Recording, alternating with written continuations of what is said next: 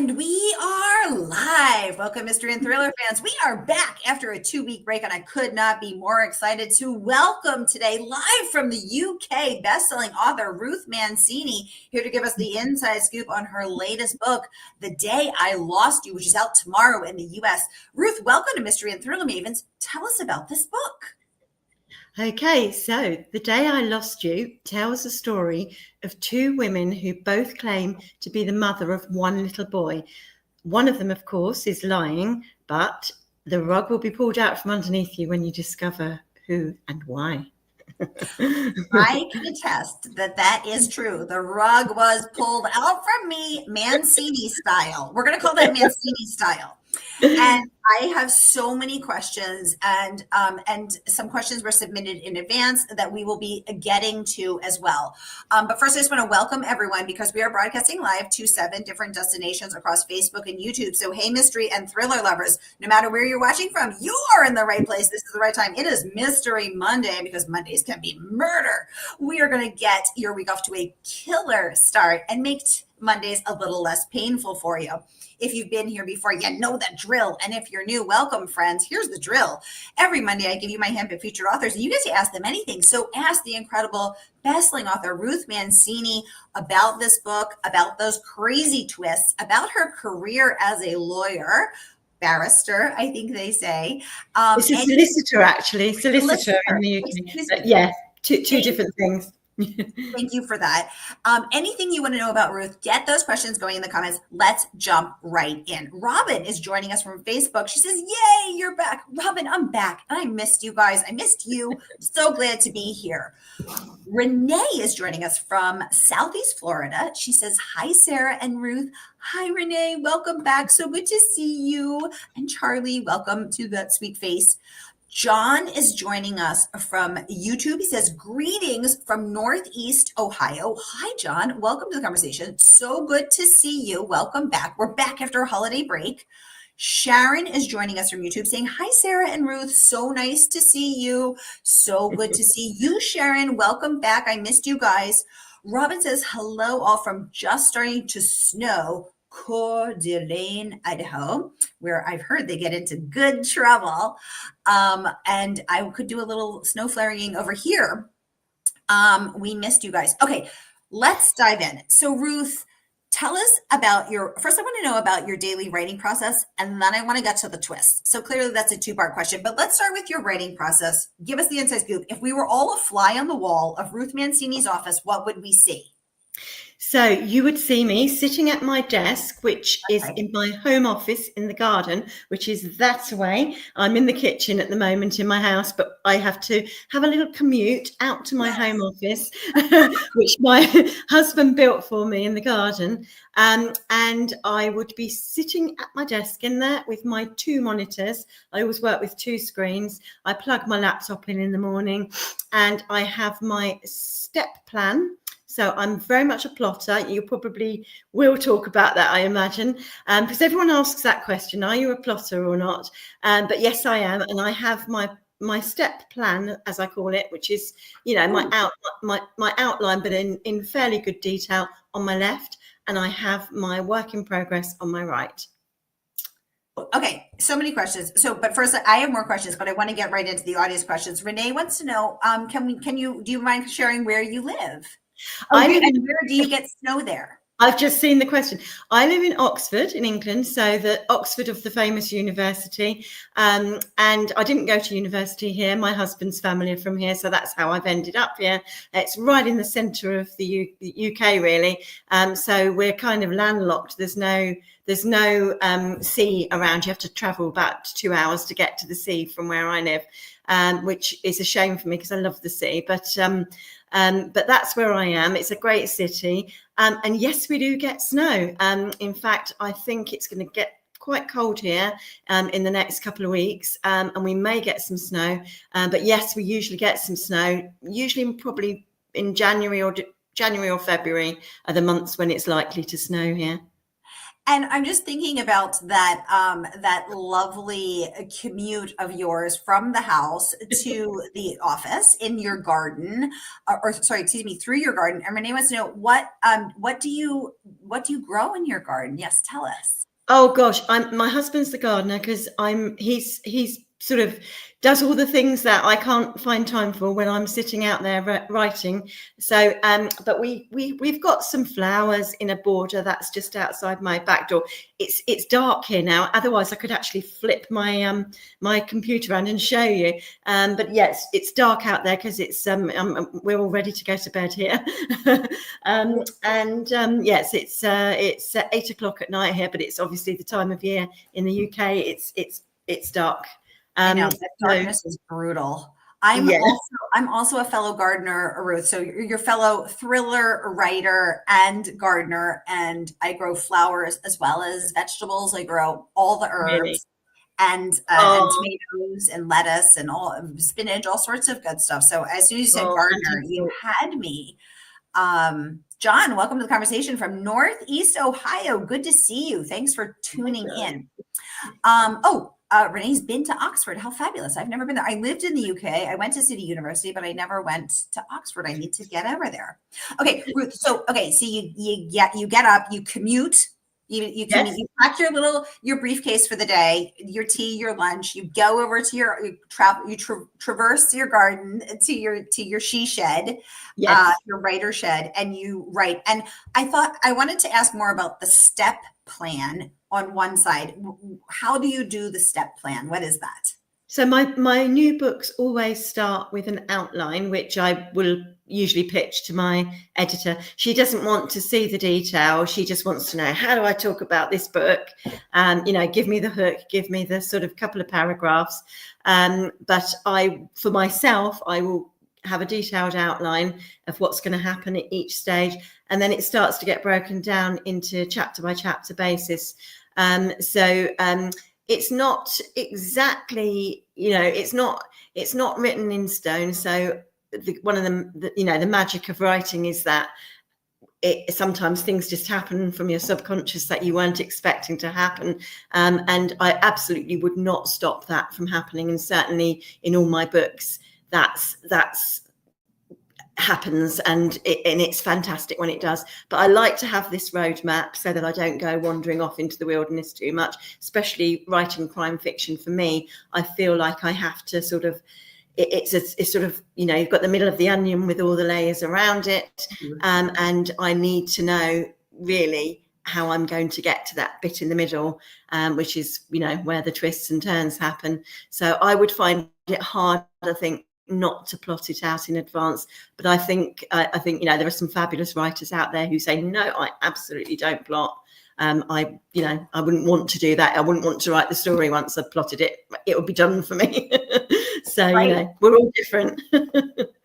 So let's talk about those twists, because wow.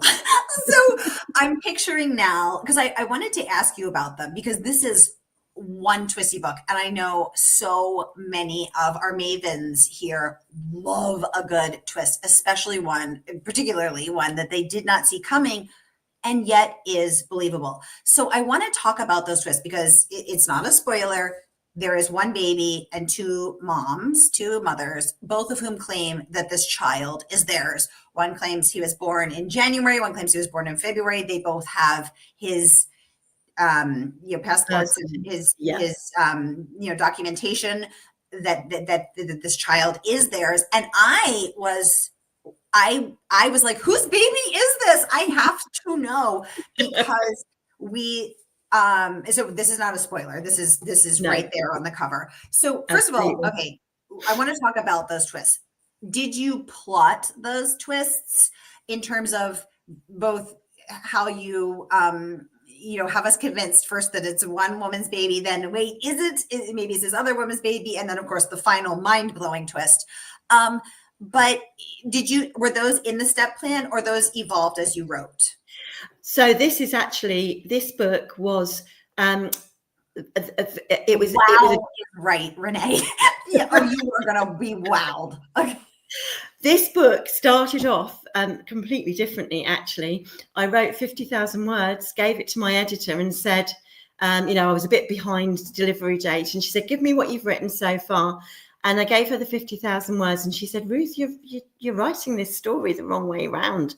You need to go back and start all over again. And I was like, what? And she said, write it backwards. I think this story needs to be written backwards.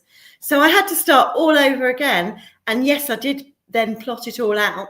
But it was really hard, actually, writing backwards. I found it difficult to get into the heads of the characters, feeling something, feeling all these emotions about something that hadn't actually happened yet.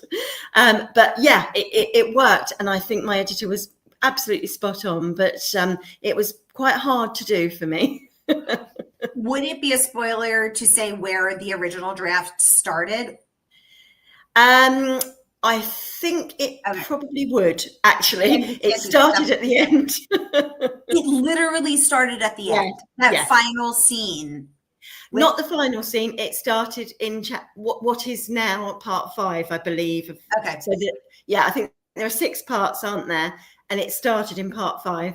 And when you get to part, Sarah, because you've already read it, but part 5 was the beginning, the original beginning. And of course, it gave away completely what's at the root of it all and why this happened. So, when I'm looking up what page it is for us US readers. So it is page 230, page 230, part 5. 5 months earlier. Don't go there. Read it more. No. I'm just saying. No. I'm just saying. So everyone knows when you get to page 230, part 5. Yes. All us mavens who love to have a secret inside edge, you now know that was the beginning of the book, and Ruth had to completely rewrite it so that was then part 1 is now part 5. Oh my God. How long did it take you to rewrite it? I mean, Renee is saying, yikes. Renee, that's exactly how I'm feeling. I'm the yikes emoji. That's how I'm feeling.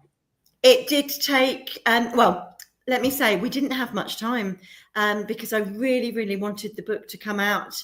In the UK, it came out in July, and I really, really didn't want to delay that. And of course, I think you have a longer lead time to publish in the US. And so Sarah Stein, my editor at Harper in the US, would have had to then push back the date for you guys. So I really, really wanted, but I rewrote it in about three or 4 months over the summer last year. In a way, I mean, it was hard, but I was able to use some of the chapters that I'd already written, quite a few of them. But it's not that simple, is it? Because there is foreshadowing, and when you get to and there's referencing things that have already happened, and there's memories of these, because this is a multiple POV, multiple point of view story. So there's each character remembering the past, and then getting how we got to where we are. So, oh my God, because it's not just like, it isn't like you just picked up chapter 5 and dragged and dropped it to chapter 1, part 5 and put it in part 1. Not at all. Because it's so interwoven with because the characters they know each other, and then the foreshadowing, and then the referencing back to how we got here. Oh my God, my brain hurts. Oh my God. Okay. So so many questions. Okay. So, oh my God. Okay. So first of all, Renee, hold on, Renee. I want to get to your first question. Okay. Let's start here. Do you think you'll write another backwards in the future? I don't think I will, Renee, because it was tough for me. I very much get into character when I write. I really feel my characters and feel their emotions. And so that was really, really tricky for me. So I don't think I would. That said, my previous book, The Woman on the Ledge, you went along in the present and then you went back into the past to find out what really happened. And I would definitely be doing that again. I think different timelines are fun, and they can make a story interesting. And obviously a lot of authors do that. So I would definitely move around timelines, but not completely sort of now we go back a bit more. Because that alone is really tough, even without the rewriting and putting part 5, part 1, part 5. Oh my brain literally it's hurting. Oh my God.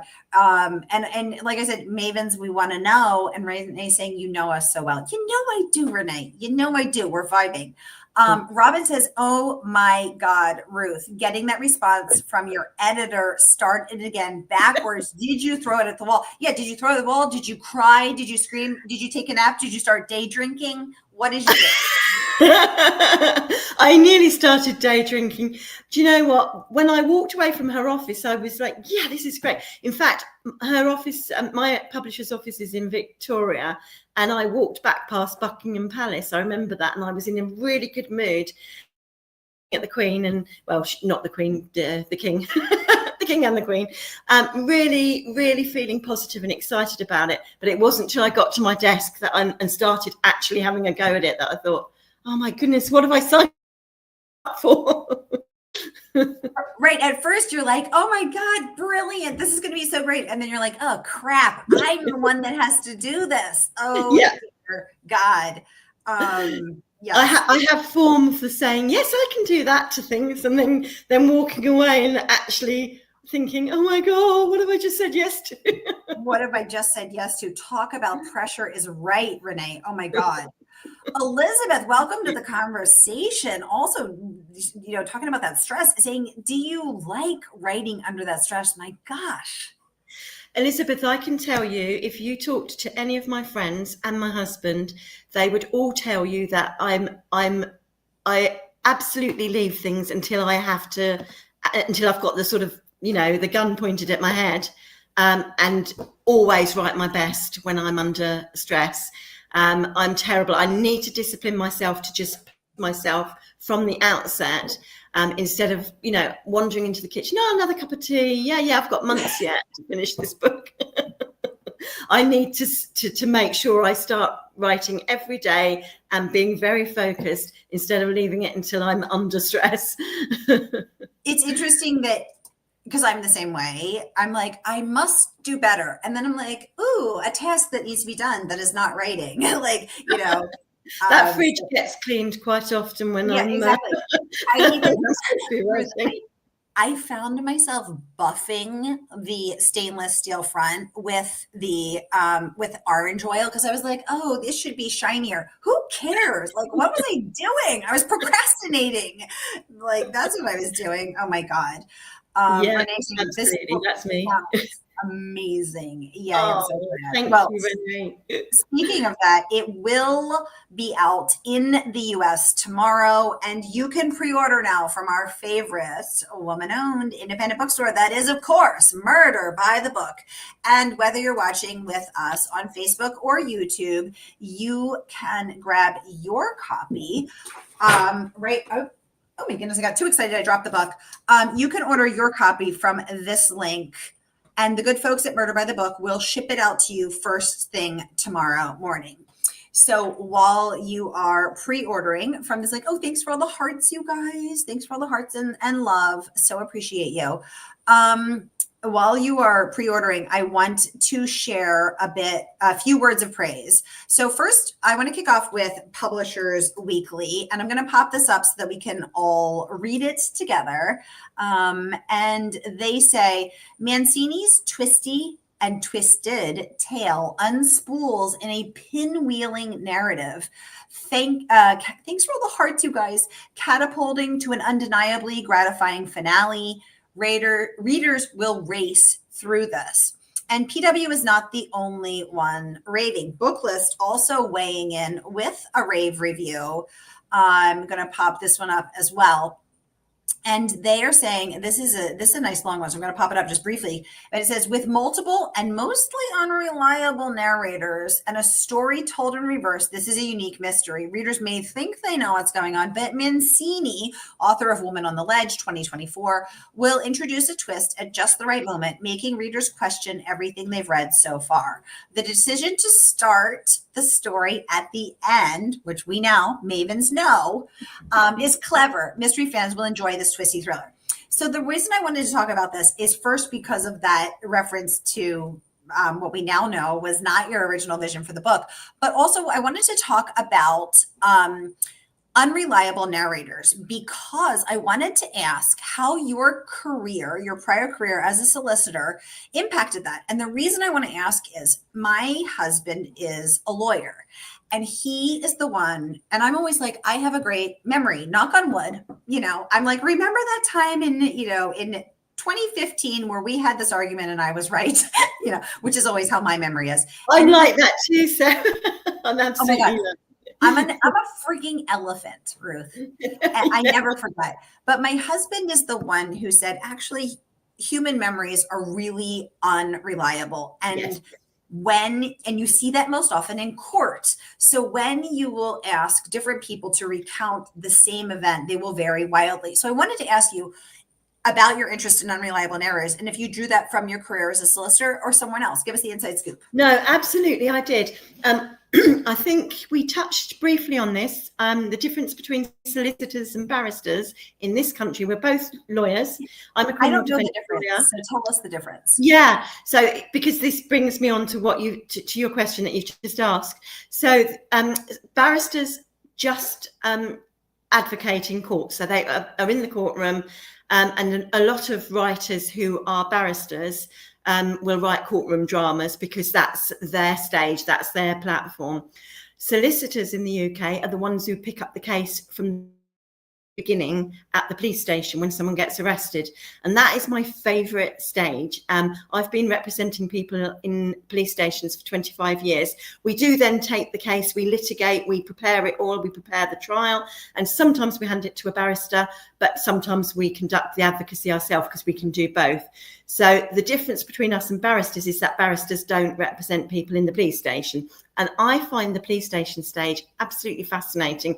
I mean, it's basically like your police procedural where you've got the police, the police are doing the investigating and you're telling your story. My lawyer character, Sara, who comes into The Day I Lost You, but comes into my other books even more, is the one who goes to the police station. She's very much based on me and represents somebody who's just been arrested, gets a bit of disclosure from the police. This is what we're saying happened. Somebody's been murdered.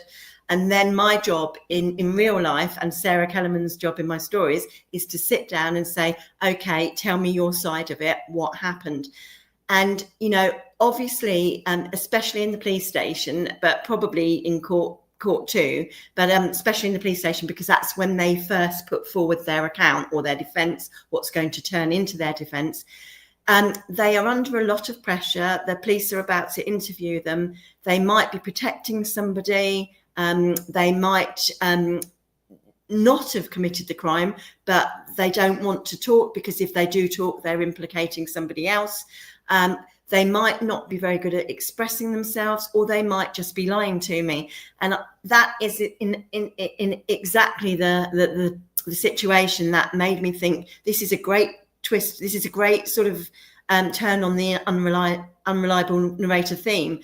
So I used it for the first time in The Woman on the Ledge, and I really felt that it was a new take on that. So absolutely, I do. Because it's interesting, isn't it? Because when you hear the term unreliable narrator, you immediately think this person is a liar. This person is being duplicitous intentionally. They're a liar. They're a scammer. They're a cheater. They're hiding something. They're guilty. Until we start to think about it a little more. And why might that be? Are they protecting someone? Are they scared? Are they underserved? Do they feel in danger? I mean, this is fascinating. Okay. Oh my God. We have so many questions. They're pouring in. We're going to get to all of them. Ruth, do you go to the police station at all hours of the day and night? I used to. I'm in a very fortunate position now to write mostly full-time. I do a little bit of legal work, a little bit of reviewing trial files, looking at people's trials and making sure that they're doing everything they should for that client is sort of what I do now, mostly on the side. Still go to the police station a bit, but I used to go out in the middle of the night all the time. I did it when I had young children. It's a killer, actually. It really, really sort of messes with your metabolism. And quite often, we'd have to go to the police station in the middle of the night, and then, might have only had 2-3 hours sleep, and then you'd have to go and represent that person in court in the morning, or somebody else. So yeah, it's a tough old job. But I really enjoyed it for a long, long time. And although I would moan about getting out of bed in the middle of the night, once you're there, the adrenaline starts to flow, because it's a real cat and mouse situation, actually, with the police only telling you what they want you to know, drip feeding you the disclosure, and then you've got your client sort of maybe not telling you everything too, and you're sitting there, and it's my job to have to work out, right, who's telling the truth here? Are the police lying to me, which they do?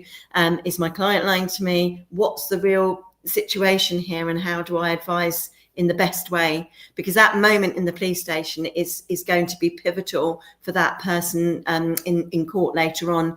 A jury can ask themselves, well, why didn't you talk in the police station, or why did you say that in the police station? And now you're saying something different. So it's a very crucial stage, and often you're advising them when you've had 1 hour's sleep, or no sleep. Right, because we're very quick to judge people who change the story, and very quick to dismiss them. Oh my God. Okay. Oh, follow-up question. How do you tell if a person is lying to you? And then we're going to get to you, Elizabeth. Yeah, often you can't. I think what my job is to do is to say, because I wasn't there, so I don't know what actually happened. And sometimes people might not be very good at telling you. I mean, I'm not explaining this very well now. So do you see what I mean? When you're on the spot, you might not be very good at giving your account. Some people are better on the spot than others are, in stressful situations as well, because you're in a little room in the police station. But the upshot is that usually I take at face value what they tell me, unless it really doesn't stack up with the evidence. And I think about whether, if I let them go into the interview and say what they've just said to me, is it going to stand up to scrutiny in a courtroom and to the police? If what they're saying makes perfect sense, and they've got a defense, and no, I didn't do it, and this is what actually happened, and it seems to fit with the evidence that I've had disclosed to me, I've got to then decide, do I let them go in and talk? But you see, what the police might do then is drop another bomb on you, and actually we've got a witness who says you weren't there, and you've just told me you were, and whatever. So it's a really tricky one, but yeah, I have to take what they tell me at face value, really. And sometimes you can tell they're not telling the truth because the evidence just doesn't fit. But most of the time I will just, this is what they say, this is what you're telling me, try and make sense of it, really. Elizabeth would like to know, what sort of cases do you mean, Ruth? Drunk drivers, or kidnapping, or ... question mark? Everything. I've dealt as a duty solicitor. You get called, you're on a rota, so it's like a duty doctor. If I happen to be on call that night, whoever gets arrested says, oh yeah, I haven't got a solicitor, get me the duty solicitor. So I think it's your public defender in your country. But here, we have duty solicitors who do private work and do public work too. I get called to the police station, and I can get anything from 13-year-old kids throwing sweets at each other in the playground and then punching the other one on the nose or something, right through to a murder or a kidnapping or anything. You don't know what you're going to get. So yeah, everything. So a duty solicitor is, I am now understanding, a public defender here in the U.S. Yes, essentially, yes. I am interested in learning that the character of Sara Kellerman is based on yourself, Ruth. She is. Now, obviously, because you chose to name this amazing character, Sara, we're going to give you 10 points, because clearly you are a person who appreciates great names. Now, unfortunately, you put an H on the end of that name, but that's okay. I'm sorry, Sara. I didn't know you then. we're gonna move past that, because Sara Kellerman is such a great character. And I was going to ask you which of these two women, the two mothers, is more like you, but now you've answered that actually it's Sara who's the most like you. It's Sara who's the most what? Sorry. Like you. Like me, yes, absolutely. I think there's a little bit of me in all of my characters. So there's a bit of me in Hope, a lot of me in Hope, I would say. In what way? And some of me in, Hope's a therapist, isn't she, in the story? Yes. My mum's a therapist. So that's where I got a lot of the sort of psychology from. I'm very interested in it as a writer. I'm very interested in what makes people tick. So me and my mum have some great conversations. So Hope was very much drawn from stuff my mum said to me, and I'd say to her, oh, why do people do this, and she'll tell me, oh, it's because of this. So I've drawn hope from her, and also I'm quite a positive person. Hope's a bit of a sort of optimist, isn't she, in the story? Probably a little bit too much, but she's definitely the sort of person who will make lemonade from lemons. Lauren's slightly different. There's a bit of me in Lauren, but yeah, I'd say I align more with Hope. But the character, you're absolutely right, that is most really drawn from my own experiences is the lawyer, Sara Kellerman. And she comes into all my stories, she's a recurring character. So every story I write, there's a crime, and Sara comes in and solves it, essentially. Ruth, follow-up question to what you were saying about about going into the police station. Renee wanted to clarify, who believes the police? You were saying when you're getting your client, you get called, you get down there, they're telling you one thing. Yeah. Can we speak about this part, the who believes the police? So do you mean why would anyone believe the police, or is that what you're asking? Could you clarify that, Renee, so we can just make sure we're understanding you under that and understanding you deeply? And also, while you are clarifying that, Renee, I want to talk about this review from Jenny Godfrey, who is the Sunday Times bestselling author of The List of Suspicious Things, which is just such a fabulous title. Yeah. She calls the book I'm going to pop it up so we can all read it, a clever, compelling, roller coaster of a ride, never letting up until its final resolution, the kind of novel that will have you thinking about the moral and ethical implications of a crime long after you've finished. Ruth Mancini is a British Jodi Picoult. I wanted to talk about that, the ethical implications, because when two women are both claiming this child, and as we get into the backstory, we start to understand more about these women.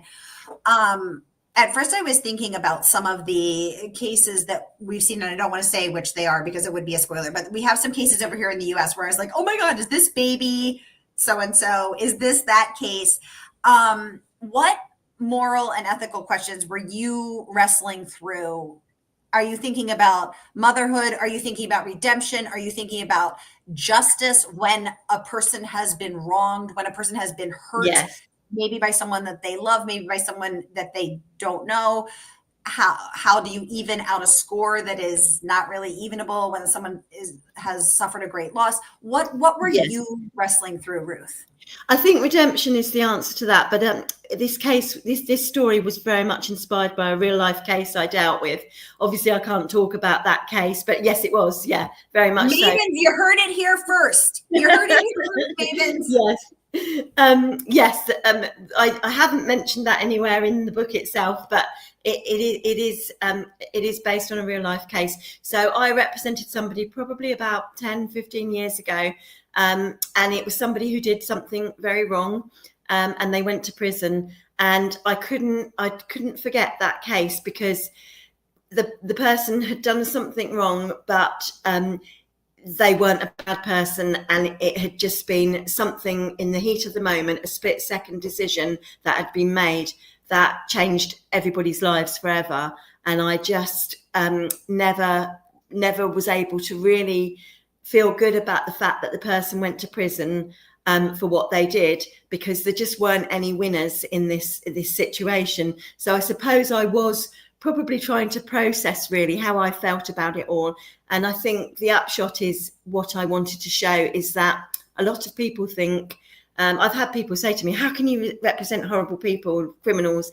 And what I wanted to show is that in the wrong situation, in the wrong circumstances, none of us can really predict the way that we're going to react. And that's very much the case, isn't it, Sarah? In The Day I Lost You, all of these characters are people who are put in a stressful situation and behave in a way that they perhaps wouldn't have done otherwise.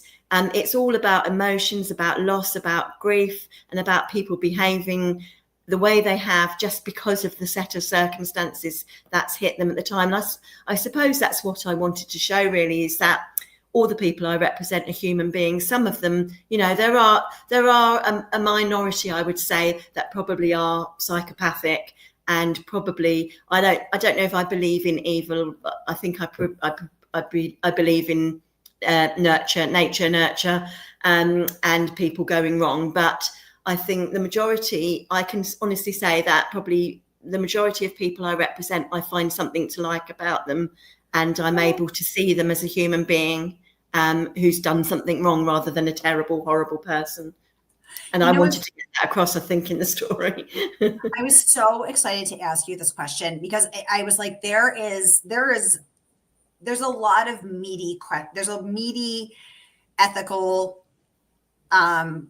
tangled web here that we need to really think about. And I think I always think about when I'm writing, people are so quick to jump on the internet or jump on social media and be like, that person's awful, that person's terrible. I would never do that. That's my favorite. I would never do that.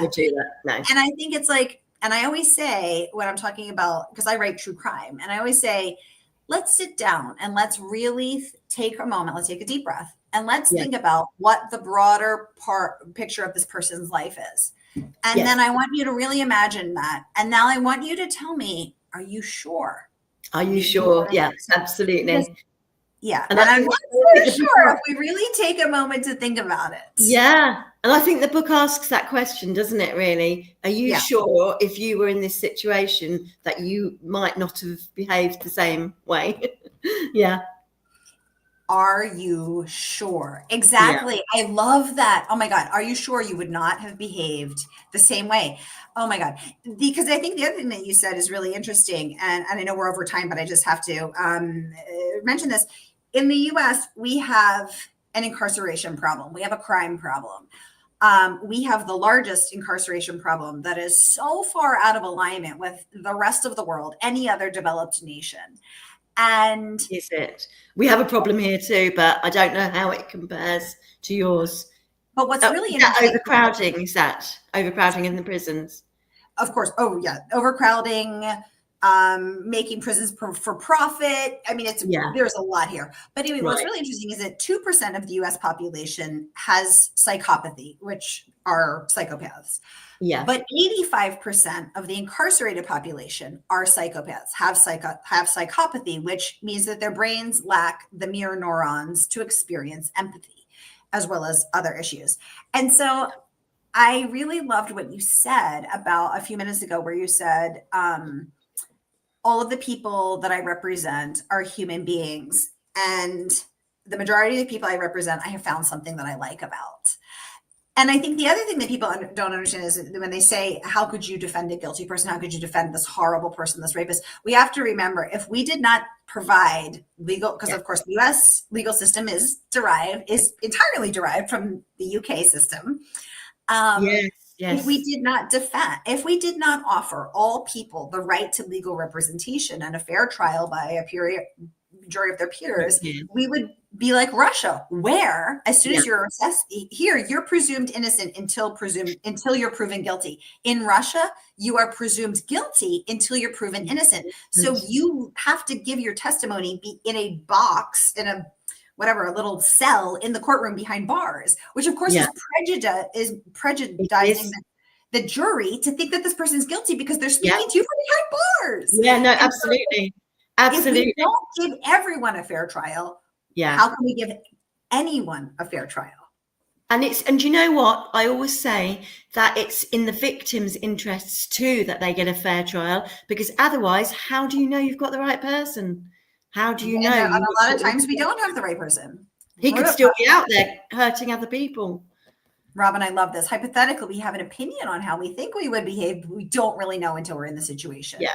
Exactly. And everyone's saying that's so well written. This is beautifully said. All right. We are horribly over time, but we could just talk to you all day because there's so much here. We didn't even get to talk about all of the amazing reviews that you got. Lisa Jewell, weighing in on the woman on the ledge. Yeah, I've put all of these in the comments so you can peruse them at your leisure. But I did just want to remind everyone that Ruth is coming on to give us the exclusive inside sneak peek. And don't forget about those 2 gems that she dropped. When you only hear it here, my mavens, you only hear it here.